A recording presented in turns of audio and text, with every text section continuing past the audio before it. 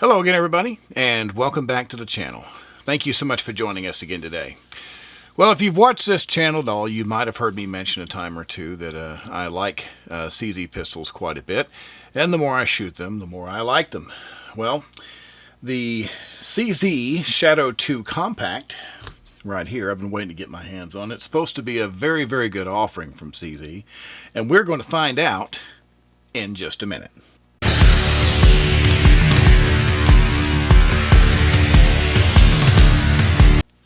Alright, once again, welcome back. Thanks for being with us today.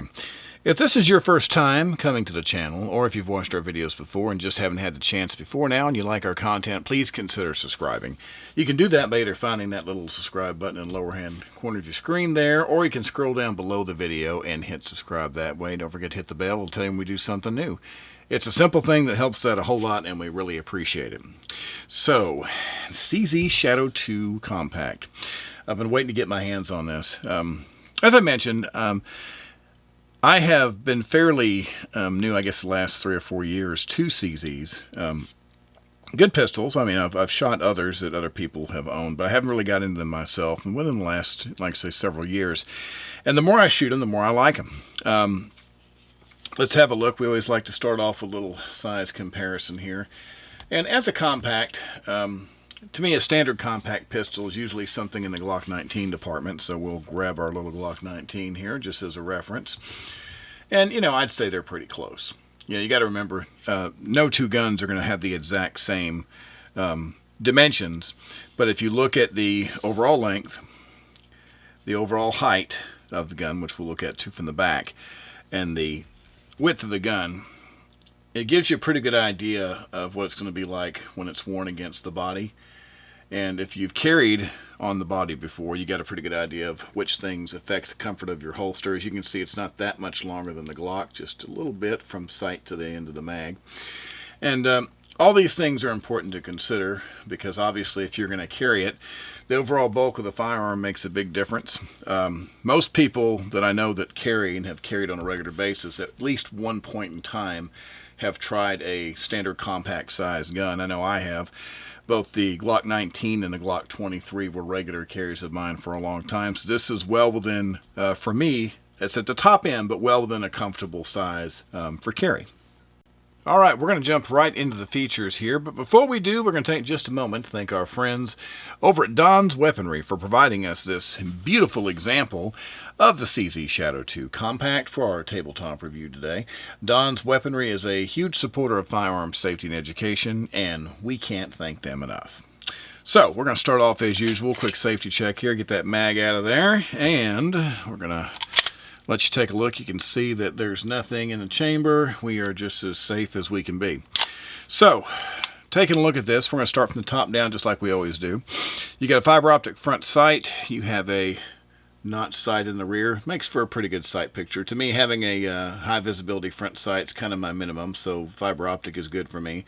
I like the rear sight to be some kind of a dot tube, preferably a glow, some kind of a night sight there, but it doesn't have to be. This is pretty good.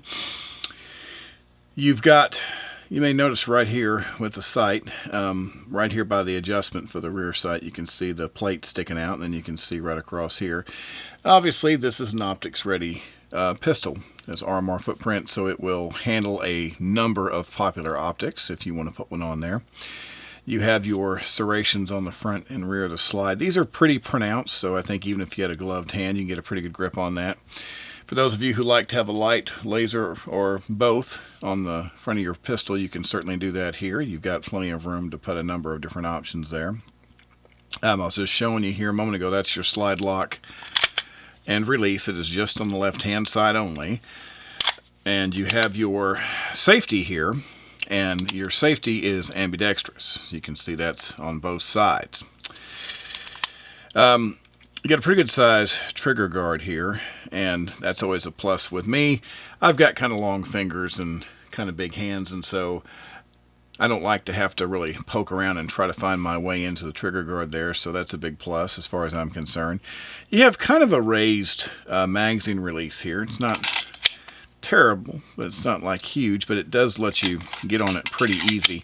And when you're holding the firearm, when you have a normal grip on the firearm, at least a typical two-handed grip. I don't feel like that I'm getting into this magazine release at all, so it feels pretty nice. We were talking about the magazines a moment ago. So these are 15-round magazines, and they give you 2 of them. So 15 plus 1 capacity. Obviously, this is a double action, single action, 9mm firearm. So of course you've got this long, it's around 10 pounds on your double action pull, and your single action is more of about 3. That's what I got from my scale anyway. And I think that's pretty close to what CZ says it's supposed to be. And the reason I bring up the weights of the trigger pull, double action, single action is my absolute favorite method of operation for a firearm. Strikers are good, and single action only has its place and that type of thing, and even double action only. But my favorite is double single, mainly because that first trigger pull, like I say, in this case it's 10 pounds. That's a deliberate act to pull the trigger. I feel like it's almost an added safety, because I don't really like using safeties on the gun, just because it's something I have to remember to take off. And if I'm in a high-stress situation, I don't want to have to remember a whole lot of things. But if I have the gun and it's ready to go, and I know that I just have one long trigger pull to get things started, well, I'm going to be committed to that. I'm going to make sure that I'm absolutely in a situation where I have to take the shot, which you should anyway. But obviously, you're not going to accidentally pull through 10 pounds of trigger pull. So to me, it's an added layer of safety. We do have this little lever tail here over the back, kind of like a 1911, and there's lots of this on these kind of models. Like these grips, this is a aluminum grip. It's got a nice texture built into it, and of course there's some texturing built into the front and the back of the grip, and it all feels really good. It doesn't feel, sometimes when they do grips like this in the metal, it can feel a little uncomfortable to me, but this feels pretty good. It's just the right amount to maintain a good hold on the firearm without making your hand really uncomfortable after you've taken a number of shots. It's got a really great trigger. We'll talk about that more in the range section here in just a moment. But, it's got a nice set of features. So if you are interested in looking for a compact size pistol that has a lot to offer, the CZ Shadow 2 Compact has a lot of great features right out of the box. Okay, so how does it perform at the range? How does it shoot? Well, my expectations for anything with CZ on it are pretty high, and I wasn't disappointed. And, if you know anything about CZ, and, well, especially even the Shadow line, you know that the Shadow and Shadow 2 are very good pistols. This particular pistol, I talked about the trigger a while ago, and let me get into this in a little more detail for you. So, my scale, I measured right around 10 pounds for the double action pull and about 3 pounds for the single action. Why does that matter? Well, just for me, in my opinion. Okay, so watch. I'm going to drop the magazine here just to show you that we are still operating nice and safe here. We've got nothing in the chamber. So, when I pull on this trigger, okay, it's a nice steady force building, but it does take a pretty deliberate effort to pull this trigger in double action. Now, this has an ambidextrous safety, okay, but I am not really a big fan of using safeties on the gun, just because it's one more thing I have to remember to do, and if I'm in that unfortunate situation where I have to pull the firearm, I'd like to just focus on drawing, target acquisition, and if I have to pull the trigger, pulling the trigger. That's just me. You do what makes sense for you. You do what you feel like is the safest thing for you.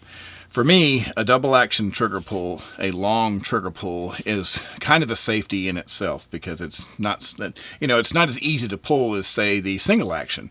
If this is already in single action, you're talking about, 3 pounds.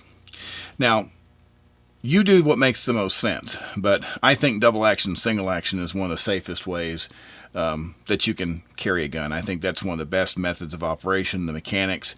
Nothing wrong with striker-fired guns. There's nothing wrong with single action-only guns. There's nothing wrong with double action-only guns. For me, this is my favorite, double single. But anyway, so going back to single action for a moment here. So So once again, this is a 3-pound trigger approximately, and you have just a little tiny bit of take up, and then it's just hardly anything, and it breaks like glass. Watch the reset. Just see how short that is. Really nice reset on the trigger, and then just a small window, and then once again you got that nice break, you got that nice reset there. It's just a really fantastic trigger.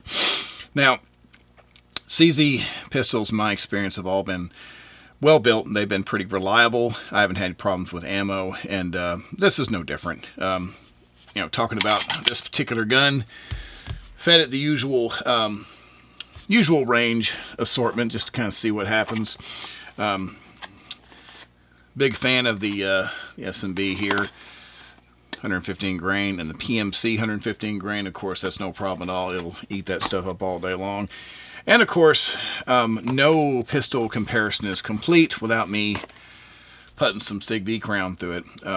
I like the SIG V-Crown a lot, and I always try to put both the 115 and the 124 through it just to kind of see how it acts.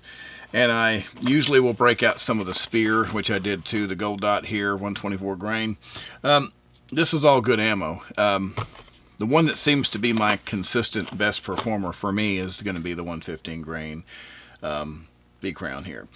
And once again, there's tons of good ammo out there. This is what I like, and this is what I do well. So when I talk about which ammunition performed the best, remember, I'm talking about that's how well I shot it. This is the ammo that I achieved the best results, comparing all the patterns from shots I took with all these other boxes. This is the one that did the best, and that tends to be the case with me because I guess me and this ammo are we work well together. So having said that, no failures, no issues. As a matter of fact, I know they've done some pretty deep torture testing on this gun too. There's a lot of other people that have gone out and just really abused this gun to see how well it handles. And in my experience, well-made, like quality platforms like CZ, double action, single action guns, they tend to be able to take a lot of abuse and operate really well. And this one, so far, under not abusive, but normal, intense range conditions, operates very well. It's a quality firearm, and it's extremely accurate. So if you had high expectations, I believe they're going to be met. If you've already carried something, like I mentioned earlier, it's a close size comparison with the Glock. Well, they share some things in common. We already know they're about the same size. And of course, they are both 15+1 capacity firearms. So obviously the weight of the guns are very close. They're not identical, but they're close. The weight of the ammo obviously is the same. So if you're used to carrying something like a Glock 19, I don't really see where you'd have an issue carrying the Shadow. Now the Shadow is heavier than the Glock. That's one thing for sure. But to me, the extra weight of the Shadow, that can very easily be managed just by a good holster and belt combination. And let me explain. I hear a lot of people, they focus all their attention on the holster. Now, the holster is important. Like in a case like this, you've heard me mention before that smaller guns, what I call tiny guns, I might even carry in a pocket holster or something, like a small revolver, that type of thing, even a tiny Hellcat. But for something like this, these larger guns, I tend to go for these, crossbreed here.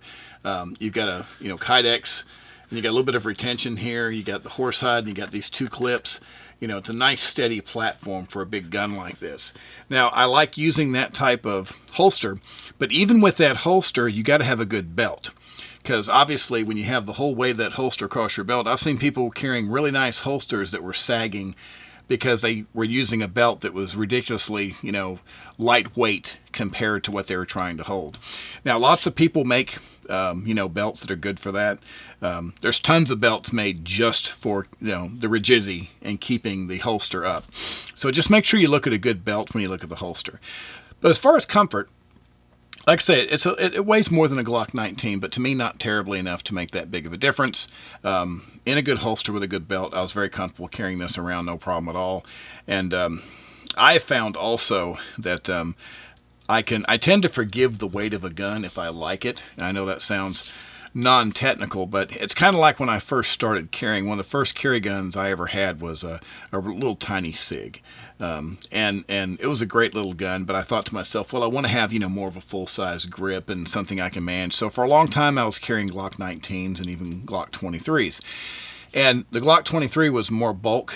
The 19 and 23 were more bulk than that little bitty gun I was used to. But I forgave that just because of the function, and, I knew I had a good, accurate, reliable firearm, so I was able to forgive the extra weight just because I knew I had something I really liked on me. That's kind of what happens when I'm judging the slight weight change between two guns. In the right holster and everything, I don't think you'll even notice the difference. But it's a great gun, and it's comfortable, and I think, like I say, with the right combination, I don't think you'll notice this any more than you would any other compact gun. So if we're going to talk about the overall impressions of the CZ Shadow 2 Compact, there's always questions that people always have that I want to try to make sure I address here. So first of all, there's price. Now, I don't like to get into too many specifics. This is something that retails somewhere around $1,300 or $1,400, just depending on where you are getting it. How gun prices are. Those things vary from place to place. But it falls into the not cheap gun category, as I like to say. Now, most of the firearms that I own that are what I call good, my favorites, they all seem to fall into this same kind of price category. Like, HK USP Compact, I'm looking around the same money.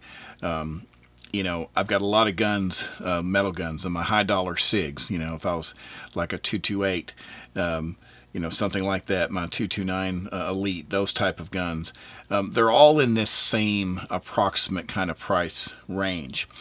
And of course, I have many other guns that are more in the $600-700 range that are great guns, but if you're the kind of person who's absolutely dead set that you're not going to spend, $1,300-1,400 on a gun, then this definitely isn't for you. Now, if you are interested in precision and reliability and comfort and ergonomics, and you're willing to pay a little more to get all those things, getting into a CZ, any CZ, is going to be something I think that you would enjoy. But the Shadow 2 is just such a fine firearm. It's just, I can't imagine someone getting into this, having one of these and not finding it to be one of their most enjoyable firearms in their collection. They just do a really good job with these. So like I say, they're a bit on the pricey side, but they have excellent build quality. As you can see, this is just finished so nicely. You can tell there's a ton of quality that goes into this firearm. It's got a ton of features, has an outstanding trigger. It's comfortable to shoot. It's so accurate, and and you've got the reliability there. So if the price is not something that concerns you, then everything else about the firearm is just fantastic. For me, the price isn't an issue because when I'm talking about something I'm going to carry on my person to potentially defend myself or somebody else, I'm not really worried about the cost. And so I think that the features and everything that the CZ Shadow 2 has is well worth what the price is being asked. Having said that, I think it's a fantastic firearm, and it might be something you might want to look at yourself. All right. Well, that is going to do it for today. We thank you for being with us as always. We'll be back very soon with another video for you. So until that time, as always, everybody please stay safe and have a great day. Thank you.